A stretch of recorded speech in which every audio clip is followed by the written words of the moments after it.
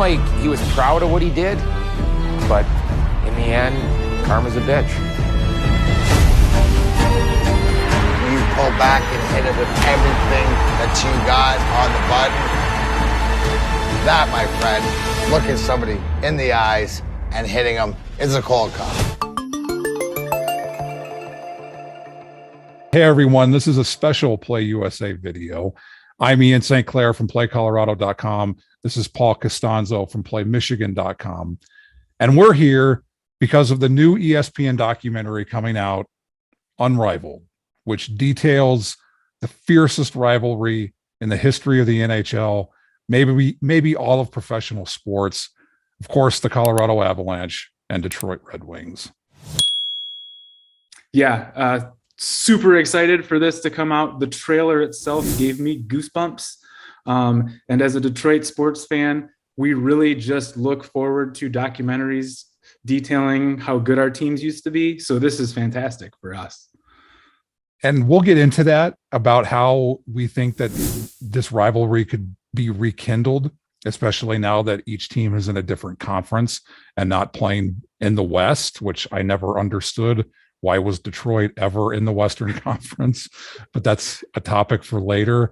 In terms of right now, there are two dates, Paul, that fans of both teams know and have different emotions when they hear. May 29th, 1996, March 26th, 1997. What do those two dates unfold in you? Yeah, like you said, it's emotion. And you feel it like that was such a formative part of my sports watching life. I mean, I was in 8th grade and 9th grade when those two things happened. Okay. So I'm dating myself right here. But being such a big Wings fan and everything that happened in 96 with the hit and the start of that rivalry. And then, of course, in 97, when it went to another level with the fight at the Joe. I mean, all of it was just such a big part of my youth. And it really does. It stirs up a lot of emotion in me, good and bad. I would argue that it even started before that. If you remember, Patrick Waugh's last game with the Montreal Canadiens was a blowout loss to the Detroit Red Wings at the old Montreal Forum. And that's what spurred Patrick Waugh telling the Montreal general manager, the famous, when he finally gets pulled off of the ice, he says, "I'm never playing for Montreal again." So you could argue that that's what started this. And then obviously Claude Lemieux's cheap shot board on Chris Draper, where Draper breaks his jaw, gets a 5-minute major, a 10-minute game misconduct, only gets suspended for 2 games. When is Claude Lemieux still a villain for Detroit Red Wings fans to this day? Yeah, he is. I mean, he was such a huge villain at the time. Of course, going through, I mean, he was beyond hated. And part of what has, I think, lessened that a little bit is what happened in the years after that with the Wings finally winning some Stanley Cups. But also Darren McCarty and him have really kind of become friends. And so that's, we have all learned from Darren a little bit to forgive. So that has been good. And just real quick on the Patrick Waugh thing, that's an incredible point you bring up, because I think whether it depends on what side of the rivalry you're on, it's an incredible, villain origin story for Red Wings fans, right? Like, we helped create this Avalanche monster, and it's the superhero origin story for you guys, I'm sure. Whereas, we did this, and then Waugh goes there, and it becomes this whole big thing. So that's probably the genesis of it. Yeah, absolutely. And then obviously Claude Lemieux, you mentioned him still being a villain to an extent. Chris Draper, I think, and Darren McCarty especially. Darren McCarty in particular was that Claude Lemieux hated guy in Colorado, and I think it still is. I would argue that maybe in the history of Colorado sports, Darren McCarty is probably the most hated guy for any rival. And I'm trying to imagine a Raider, and I can't I can't put it onto that level. I'm thinking of back in the 80s with the Nuggets. I mean, you hated the Lakers, but you couldn't really hate Magic Johnson or Kareem Abdul-Jabbar. You couldn't, the Raiders.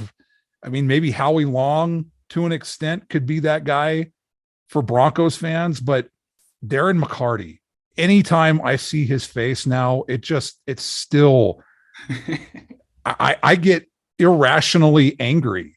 Like I saw his face in the Unrivaled preview that John Buchagras from ESPN tweeted out. And you mentioned just the goosebumps that you get.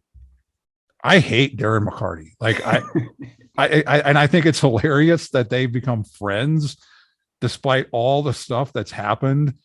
The fact that I guess in 2015, Claude Lemieux and Chris Draper actually talked and met up at the NHL draft. The hit didn't come up. Claude Lemieux has never apologized for the hit, which doesn't surprise me. It's Claude Lemieux. But I mean, and then you talk, it wasn't just the games. It wasn't just the fighting of Patrick Waugh fighting both goalies. Of any time they come together, things always seem to happen. They met in the conference final or in the playoffs, which led to either team who won that series potentially going on and win the Stanley Cup. And I think that's what made that rivalry so great. Yeah, absolutely. It had that extra thing. Like, teams can hate each other in hockey, they can fight and do whatever, but to really turn a rivalry up to 11 like this one got to, it's having those two teams be as good as they were. I mean, they were the dominant teams of that time, of the late 90s. And it was, I mean, like you said, it was the on ice stuff and like the extracurricular stuff, I guess, added to it. But that rivalry would have been intense had Claude Lemieux never hit Chris Draper, because it would have just always been, all right, this is the team we got to get by. This is the team that you have to get past. And you talk about not being able to think of somebody like McCarty. I can't think of somebody like that in Detroit. I mean, the bad boys, we didn't like Michael Jordan back then, of course, but it was Michael Jordan. Like, what do you do? You can't fully hate him, right? Yeah. Maybe Scottie Pippen, we hated a little bit, but not like, I could see that. Not like Claude Lemieux. The Lions. Dennis Rodman, maybe. What's that? Dennis Rodman, maybe, because he was one of ours first, though. Yeah. So that was tough. And he left. The Pistons were going a little bit down when he left for the Bulls. But the Lions have never really been good enough to have a rival. So it doesn't really matter. And in baseball, I mean, you don't really see it as much, like the hatred. So yeah, Lemieux was always the guy. And it wasn't, I mentioned Darren McCarty has forgiven him. I did a radio spot we interviewed Darren McCarty. This was several years ago. And that was the moment I allowed myself to forgive Claude Lemieux, because he said he had. And it was like, okay, well, Darren has told me personally it's okay. So I took it to heart. That's awesome. What are your favorite moments from this rivalry? What is your least favorite moment? We obviously know who the hated player is, but were there other players aside from Claude Lemieux that you hated, maybe not as much, but close to? Waugh. I could not stand Patrick Waugh, which makes that whole thing we talked about earlier that much funnier. But Waugh was tough. Adam Foote, I did not like Adam Foote at all. Stanis Ozelinch, for whatever reason, bothered me. Probably because he was really good. But, and it's funny because like Forsberg and Sakic, like guys like that, they were annoying because they were such good players. Sakic, I never really had a hate for. Forsberg, a little bit more. And if you remember, Forsberg was at the very beginning of that fight at the Joe. Him and Igor Larionov, of course, those two people, that's how this thing starts, which is hilarious. Yeah. But yeah, I think Waugh for sure, and then Foote and Ozelinch for the others. How about other wings, other than maybe those grind line guys? Brendan Shanahan. He was like the forward version of Adam Foote for Avalanche fans. Sergei Fedorov, he was kind of not on par with Forsberg, because Forsberg, I think, was a little more of a physical player and a physical presence than Fedorov was. But he always seemed to be the guy to do something offensively in the rivalry. And then the defensemen, whether it was Lidstrom or Larry Murphy or Konstantinov before he got hurt and got into that horrific accident, the Russian 5 line, I mean, you add in the hatred of the rivalry, and then you add in the fact that there's 5 Russians. So that added to it. Not so much Mike Vernon, but Chris Osgood, after he took over for Mike Vernon in the crease for Detroit, and then Scotty Bowman. There was no one in the rivalry aside from Darren McCarty that had a more punchable face than Scotty Bowman. It's funny you say that, because I can't see a picture of Mark Crawford without thinking the same thing.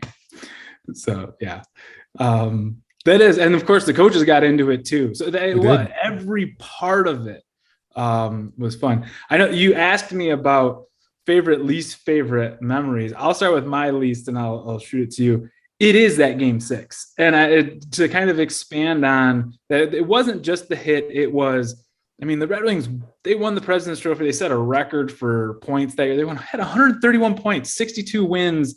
Like, that was supposed to be the year. And coming off of, getting swept in the finals the year before by the Devils. Yep. And so, like, there's just been so much disappointment. The upset loss to the Sharks a couple years before that. And it's like, this is finally it. They're finally going to do it. And then this team comes up that, again, the Red Wings helped create by getting Patrick Waugh over there. And all of it that came together, it was just everything everybody said about why the Wings couldn't win came to fruition in that series. And it made you think, wow, maybe they're never going to do this. And that was a really tough thing for a 13-year-old to deal with and to internalize. For me, the least favorite, it isn't, there's 2. Obviously, tangible was the loss in the conference finals in 2002, which was the year after the Avalanche won the Cup. And they haven't been the same since then. They actually hadn't been back to the conference finals since that loss to Detroit in 2002. And now obviously the Avs are back and they're playing for the Stanley Cup this year against the Tampa Bay Lightning. The other thing that I didn't like about it was we didn't get it in the Stanley Cup final. I would have loved so much for this rivalry to be played for the Cup, because they played 5 times out of 7 years in the playoffs. Most of the time it was in the conference finals. And I believe 5 times they played in the playoffs. The team eventually went on to win the Stanley Cup. Maybe 4, because it was 4 or 5 times. The team that won that series went on to win the Stanley Cup. So to get that in the Stanley Cup final would have been incredible. I will add, my least favorite moment was the hit at Old McNichol Sports Arena. I hated that was what it was about. Just seeing it, and then looking at what Evander Kane just did to Nazem Kadri in Game 3 in that Edmonton Oilers Colorado Avalanche series, it was very reminiscent of that. It was a dirty hit. Claude Lemieux knows that's not something that you ever do in that situation, where you line up and just crack someone between the shoulder blades and have their face go into the boards. That was my least favorite moment of the whole. And then obviously the loss in 2002 in the conference finals.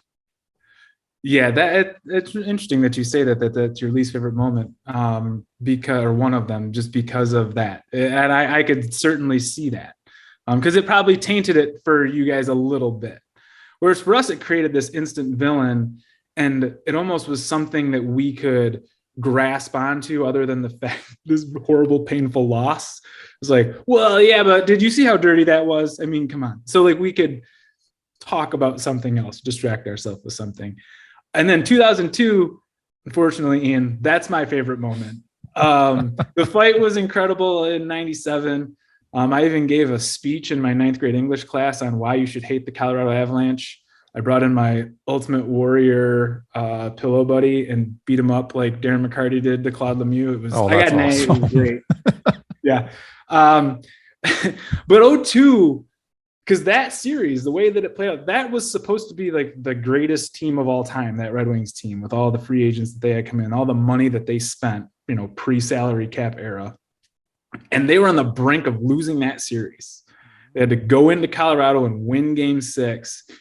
And then game 7, I remember I was staying at my grandma's house that summer. We lost power. So I had to go to my aunt's house to watch the game. I was so nervous. I couldn't do anything all day. And then it was just goal after goal after goal. It was just cathartic. And it was a perfect bookend for Red Wings fans, because it was, okay, we beat up Waugh to send him there, and then we beat him up on the way out of the rivalry. So for us, I know that was a pretty big deal.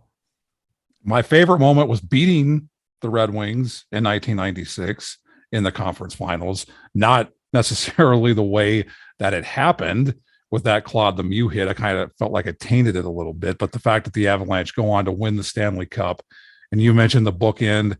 I mean, what better way to encapsulate the rivalry than it starts with the Avalanche beating the Red Wings to win the Cup. It ends with the Red Wings beating the Avalanche to win the Stanley Cup. And it, not necessarily a favorite moment, but an unforgettable moment was after the game. They do the handshake line, obviously. Dino Ciccarelli says, "I cannot believe I shook that freaking guy's hand." I love that. It was great. He still can't believe it, from what I hear. So he has not let go of that. Well, and what's fascinating about it is a couple of years ago, they do the outdoor series, and they did it at Coors Field. And the game itself really wasn't that good, obviously, because Detroit won it. But the alumni game, being at Coors Field for that alumni game was nostalgic. I was there with my wife. I mean, talk about revisiting a rivalry and energy and emotion. I remember they introduced the Detroit Red Wings, and Chris Chelios got introduced, and he made this face like Chris Chelios does. Like, talk about another guy that you think has a punchable face is Chris Chelios, and he's been punched, yeah. Obviously, by the look of him several times. Talk about a cathartic moment. Like, that was just like, man, why can't we get this back? Yeah, I bet had they been put on like equal channels, the alumni game would have had a better rating than the current day game. Oh, absolutely. No doubt about it. They should have done that. The NHL should have called us, Ian. They could have figured that out. Oh, well. I think every year they should do an outdoor Red Wings Avalanche series and just do and even if it's not the Avalanche and the Red Wings, it should be the Avalanche and Red Wings alumni game for every outdoor game. Yeah, I like that idea, because actually, as far as we know here in Detroit, the NHL stopped playing games sometime before Game 7 of the Stanley Cup Final in 2009. They haven't played a game since, which is really weird. But yeah, we don't know what's going on at this point. Is there still a rivalry between these two teams? I mean, they only play twice a year now that, as I mentioned earlier, the Wings are finally out of the West and not in the Western Conference. They're in the Eastern Conference where they should have been. Is it still a rivalry? I don't think so. Current day, like if you just put the two teams on the ice, I don't think it's there, just because nobody's left from those teams. And again, the Red Wings they've been bad. I mean, for several years now. And so that doesn't help it. I do think with the fans, like we still have, some hatred deep down. I will admit, when Darren Helm scored a winner for Colorado the other night, or I guess a few weeks ago now, that hurt a little bit. It was like, whoa, really? So yeah, it's still there. And I think, this documentary is going to kick up some of those old feelings as well. But until the Red Wings get to the point where they're competing for something bigger, I don't see it getting to that level of intensity. I agree with you. I still, when you go to Avalanche games and the organist fires up the dun dun dun dun dun dun dun dun dun dun dun dun, Red Wings suck. There are still fans who do that. Not as loud as it used to be, obviously, like in the early 2000s. But I'm curious to see. You mentioned this documentary coming out and it being Unrivaled. I wonder if it can rekindle some of that, because Steve Yzerman is now back with the Detroit Red Wings as the general manager. I think Chris Draper is back in some capacity with the organization, because when he did an interview on NHL Network, he constantly referenced the Red Wings as we. And I get it, he played for the Red Wings, but I think he was talking about we in the sense that we're making the steps back. We have the pieces in place, the younger players coming up. I wonder if this can be like the catalyst to it again, maybe serving as that, well, we saw the hit, here we go again. I wonder if that can be because Joe Sakic is obviously involved with the Avalanche. I mean, you can't really hate Steve Yzerman or Joe Sakic, but to have them back and have them involved, maybe this can serve as that for each locker room. Yeah, we do hate them. Yeah, it could. And that'll be really interesting. And one of the names that's being tossed around as the next Red Wings coach is Sergei Fedorov, which I'm sure could also help do that. But yeah, it's just going to, because like we said, it was such a big moment for sports fans for fans of the two teams. And I think for all NHL fans during that time, like it was so intense and it was so riveting. And so to bring that back, and they're going to do it well, it's going to be a good riveting 2 hours. I think we're going to come out of that. I'm probably going to block you on Slack the next morning, just out of spite at that point. Just to get that hatred going. But I do think that it's going to give the opportunity, if the Red Wings can string some wins together and be pretty good next year, to maybe, light a fire under the rivalry again. Is there potential for it to be forced? I feel like I didn't, obviously, especially for the older fans, like as you get older, you're constantly finding things that happened in your past that you're nostalgic for. And I think one of the current examples of that was done so incredibly well was Top Gun Maverick. There was so much potential to have it be too nostalgic, too forced, not natural. And the movie, I mean, we're not obviously going to give spoilers because we're sports betting and sports fans, but it just felt like the perfect movie. Like it kept the story going forward. Is there potential for it to become forced and not natural? And I feel like this could be as that natural precursor to fueling it again, but there's always that potential. You're talking the rivalry, if it were to kick back up. Yeah, I mean, I guess there's that, and because I think it would be more fan driven than it would be on ice driven, like with the players. You do have some of the potential, just because Dylan Larkin, the captain for the Red Wings, he's a Detroit kid. Although I talked to him. I was in 8th grade when that happened. I mean, he was pretty young when all this was going on. But as you grow up in it, and as a hockey fan, as a player, I'm sure he had to, develop a little bit of a hatred for the Avalanche back in the day. So that might be it. But I really do think it's got to come. If it's really going to get there, it has to happen organically with the players. And you mentioned it, at the beginning of this. If it's a Stanley Cup final, that's the tinder for it right there. It's just going to take a little bit of a spark, and that could do it. I'll snap right back into hating the Avalanche if you need me to. I think we would both agree that it would be great for the NHL. It would be great for sports. So here's hoping, and I can't believe I'm going to say this, Steve Yzerman gets the Red Wings back to where they were when he was the captain. And we have that not just intense rivalry, but great hockey, where you knew you were watching the best teams in the National Hockey League, and whoever was going to win this hard-fought series was going to become the best team in the league. Yeah, I mean, that would be fantastic for us if the Red Wings could get back there. You're there at this point as an Avalanche fan. Hopefully. Hopefully, yeah.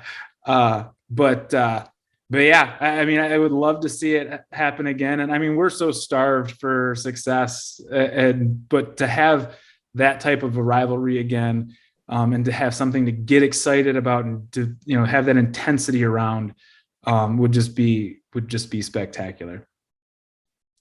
Well, hopefully everyone enjoyed this. Definitely keep an eye out for that documentary. It's apparently coming out June 26th. And hopefully we can get this rivalry back and get that hatred flowing again. Yeah, even if we have to start it, Ian, if we've got to fight to get things going, I mean, we were pretty far apart, but we'll figure it out. We could do it between PlayMichigan.com and PlayColorado.com.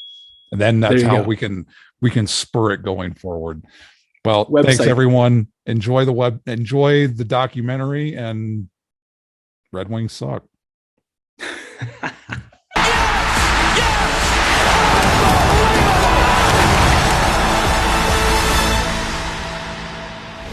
Claude Lemieux.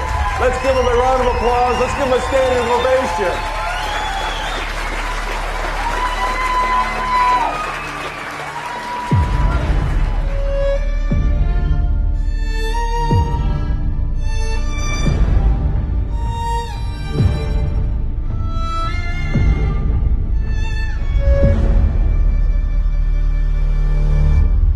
What's your favorite memory of that rivalry with the Avalanche? Beat them.